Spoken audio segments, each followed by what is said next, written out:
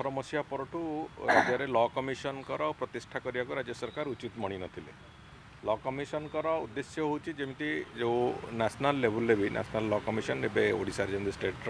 Odisha law commission ये Odisha state law commission तांकर काम होची जेतिकी राज्यर जो विभिन्न नीति नियम अच्छी जो स्टेट एक्ट गुड़ाक अच्छी तार तर्जमा करवा एवं गुड़िए नियम बेले बेले अदरकारी हो जाए से अदरकारी नियम गुड़ी को तार परिवर्तन करवा एवं जो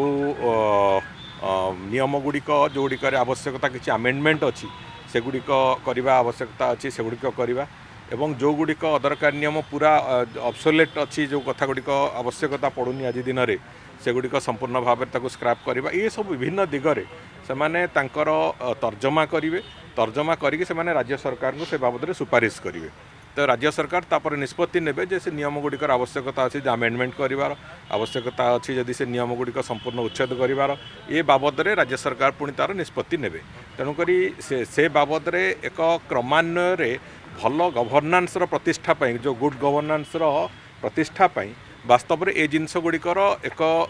विशेष भूमिका थाए एवं जो कथा को आधार करिकी केंद्र सरकार अनेक गुड़िए अदरकारी नियम को उच्छेद कले केंद्र सरकार विभिन्न समय नुआ नुआ नियम गुड़िकर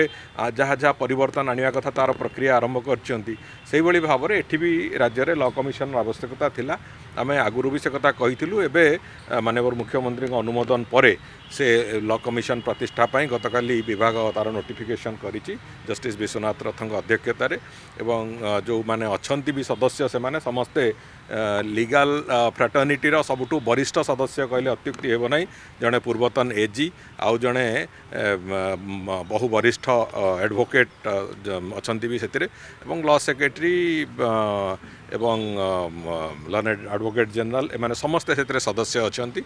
एवं आउ जड़े जड़े सदस्य केवल से बाकी अच्छा जहाँ को आम सब्सिक्वेंटली से जोड़ू से होती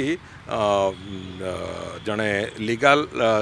जो एजुकेशन क्षेत्र में जो आईन शिक्षा क्षेत्र में जड़े प्रतिष्ठित प्रोफेसर रिटायर्ड प्रोफेसर जड़े किंबा से भली स्टैंडर्ड जड़े लोक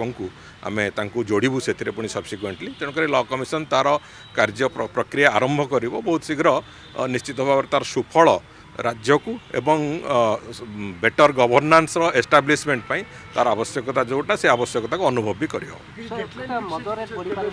ना सेटा तो क्रमान्वय 3 वर्ष धरिकी लॉ कमिशन तार काम काम कर जो प्रेजेंट कमिशन फॉर्मेशन होती 3 वर्ष धरिकी से कार्य करेंगे एवं से 3 वर्ष भितर अनेक गुड़िए कथा को से तर्जमा करेंगे एवं राज्य सरकार जोटा चाहिए ताकू भी से तर्जमा करेंगे राज्य सरकार को से विभिन्न जगह परामर्श भी देवे तेणुक ये प्रक्रिया गोटे क्रमान्वय चलो